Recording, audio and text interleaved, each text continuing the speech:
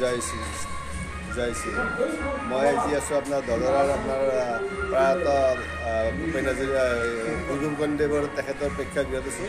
ইয়াত আজি অনুষ্ঠানত আপোনাৰ ২ নম্বৰ পূৰ্বাংশৰ আঞ্চলিকৰ পৰা বিশিষ্ট খেতিয়ক, বিশিষ্ট সমাজকৰ্মী, বিশিষ্ট আপোনাৰ ন্যায়িকতা প্ৰয়াত বাংকন বৈশ্য, সকলো বাংকন বৈশ্য বুলি যায়। তেখেতৰ অৰিজিনেল পদ্মৰাম বৈশ্য, তেখেতক সমাজ ৰত্ন প্ৰদান কৰিব। আৰু এই অনুষ্ঠানত আচলতে মই আজি থাকি বহুত উপস্থিত থাকিবলৈ পাই বহুত আনন্দিত তেখেতৰ ল'ৰা হিচাপে। আৰু ইয়াত আছে বীৰেন বৈশ্য আছে আৰু আমাৰ ছাৰ আছে, তেখেত আছে। তেখেতৰ জানিব চেষ্টা কৰিছোঁ। কৈ দিয়ক আপোনাৰ। নমস্কাৰ দেই।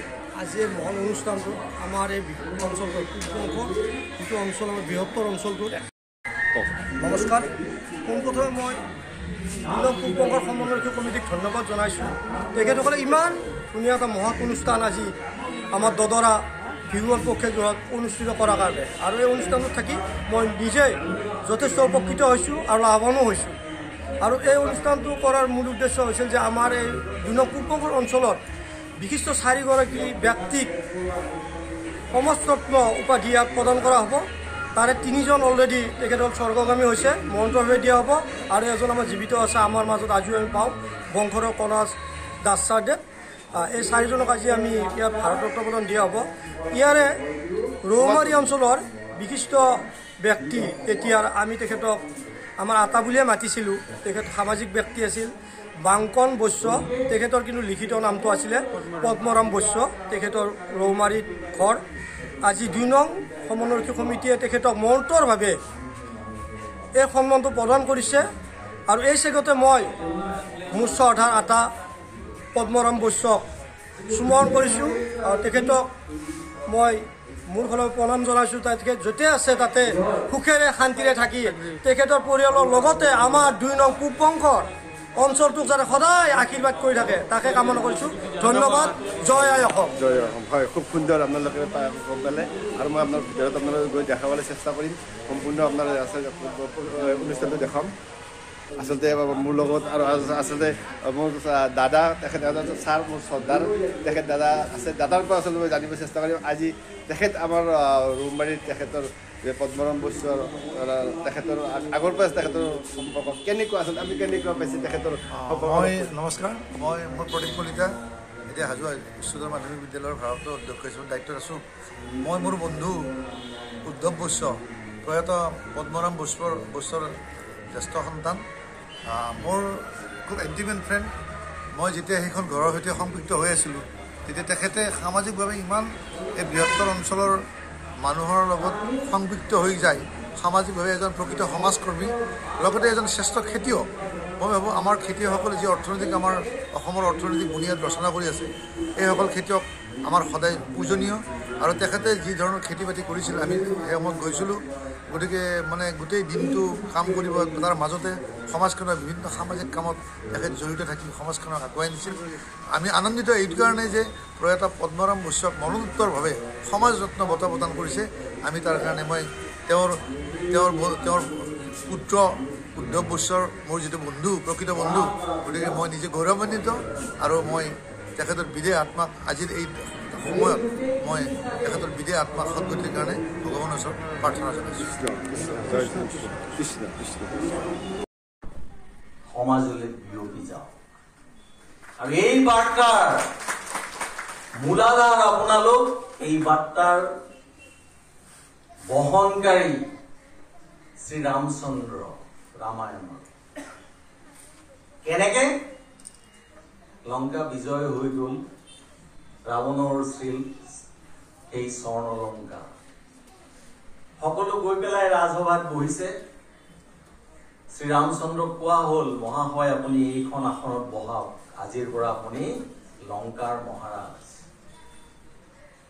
তেখেতে ক'লে এইখন মহামতী ৰাৱণৰ আসন, ইয়াত বহাৰ যোগ্যতা মোৰ নাই। তেওঁ মহাপণ্ডিত, মহাসংগীতজ্ঞ, বেদান্ত জনা এগৰাকী পণ্ডিতৰ আসনত বহাৰ যোগ্যতা মোৰ নাই। গতিকে ৰামচন্দ্ৰক বেলেগ এখন আসন দিয়া হ'ল। বিশ্বাস এই লংকাই মোক নুখোজে, মোক নাযাচে, যিমানেই স্বৰ্ণমণ্ডিত নহওক কিয়, কিন্তু শৰাইৰে তেখেতৰ মৰম যাচিব চালে। আৰু এই মানপত্ৰখন প্ৰদান কৰিব আমাৰ যাদৱ দাসে, পৰিয়ালবৰ্গৰ দ্বিতীয় পুত্ৰ তেখেতৰ প্ৰয়াত কণিকা ভঁৰাল জনাইছোঁ।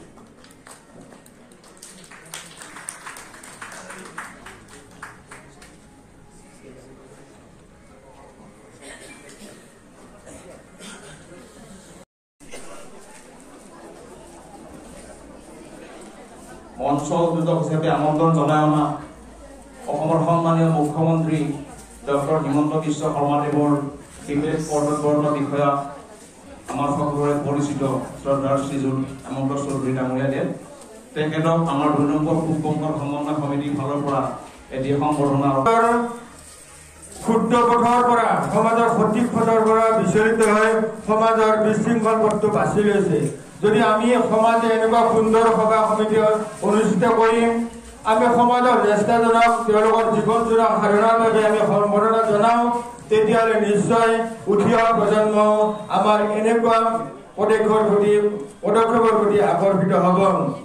২ নম্বৰ বংগৰ সমন্বয় সমিতিৰ এই ৰাজহুৱা কাৰ্যপ্ৰণালী আপোনাৰ অনুপ্ৰেৰণাতে আজি পূব বংগৰ অঞ্চল অসমৰ শাক পাচলিৰ অন্যতম ভঁৰাল। এই সমাজৰত্ন মহাশয় পূব বংগৰ অঞ্চলৰ উন্নয়নৰ প্ৰতিখন সভাত আপোনাৰ যি আপোচহীন সত্য অন্বেষণ, সেইটো সদায় আদৰ্শনীয় আৰু অনুকৰণীয়। এই অঞ্চলৰ উন্নয়নে আছিল আপোনাৰ জীৱনৰ দ্ৰৱ। এই অঞ্চলৰ বিভিন্ন শিক্ষানুষ্ঠান, ৰাস্তা ঘাট আদিয়ে তাকে সোঁৱৰায়।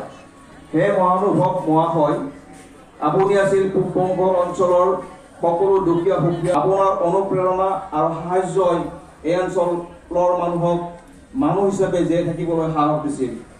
আপোনাৰ গুণৰাজিক অনুধাৱন কৰি তাৰ প্ৰতিদান হিচাপে দিবলৈ আমাৰ একোৱেই নাই। তথাপি এই অঞ্চলৰ মানুহৰ অন্তৰত অংকুৰিত হোৱা সদিচ্ছাক সন্মান জনাই আজিৰ সম্বৰ্ধনা অনুষ্ঠানৰ পবিত্ৰ ক্ষণত মৰণোত্তৰভাৱে আপোনাক ২ নম্বৰ পূব বংগৰ অঞ্চলৰ সমাজৰত্ন উপাধিৰে বিভূষিত কৰিবলৈ পাই আমি সকলো ৰাইজ কৃতাৰ্থ হৈছোঁ। আপুনি স্বৰ্গত যদি নাথাকক, শক্তিমানজনৰ ওচৰত সেৱা ধৰিছোঁ। এটি দিবাকৰ কলিতা সভাপতি, নবীন ৰাজবংশী কাৰ্যকৰী সভাপতি, গৌতম বৈশ্য আৰু মানিক দাস সম্পাদকদ্বয় ২ নম্বৰ পূব বংগৰ সমন্বয় সমিতি দিনাংক ২২/১২/২০২৪ খ্ৰীষ্টাব্দ। ধন্যবাদ। এতিয়া আমি পদ্মৰাম বৈশ্য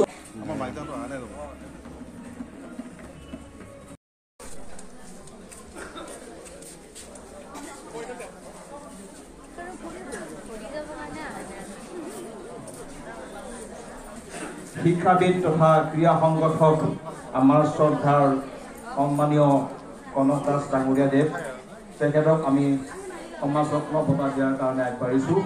পোনপ্ৰথমে এখনি ফুলাম গামোচাৰে তেখেতক সম্বৰ্ধনা জনাব আমাৰ শ্ৰীযুত প্ৰকাশ চন্দ্ৰ দাস ডাঙৰীয়াদেৱে।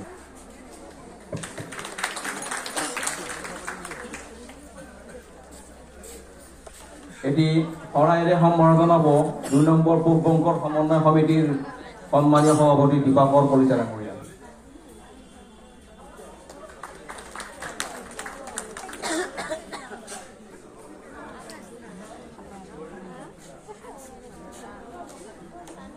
এটি জাপিৰে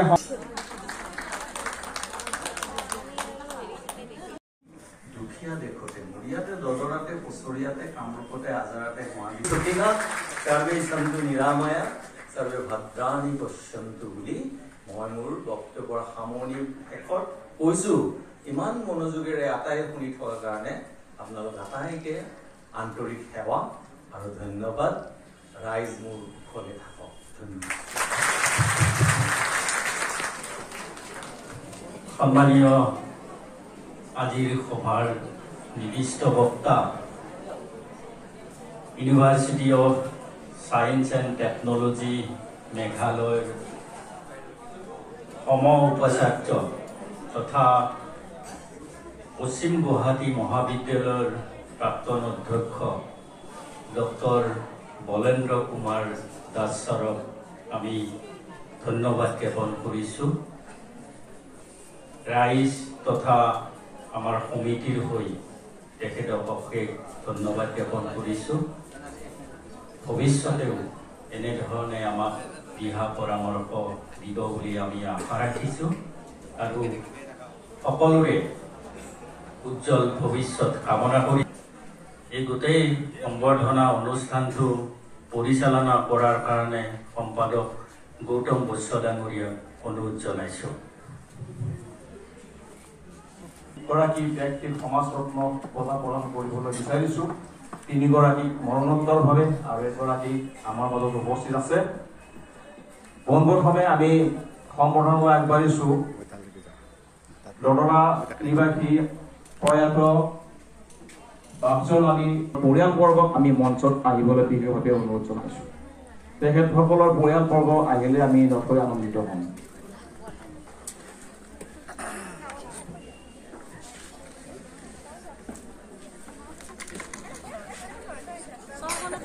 সকলোখিনি বিশিষ্ট ব্যক্তিকে আমি অংশগ্ৰহণ কৰাৰ কাৰণে জনাইছোঁ। সমাজৰত্ন উপাধিৰে নিৰ্মিত কৰি সমাজৰত্ন বঁটাটো গ্ৰহণ কৰাৰ কাৰণে তেখেতৰ অনুৰোধ জনাইছোঁ। তাৰ আগতে আমি তেখেতক গোলাম গামোচা আমি সম্বৰ্ধনা জনাম। আমাৰ এখনি পাতৰ গামোচাৰে সম্বৰ্ধনা হ'ব আমাৰ সন্মানীয় ডক্টৰ অমৰজ্যোতি চৌধুৰী ছাৰে।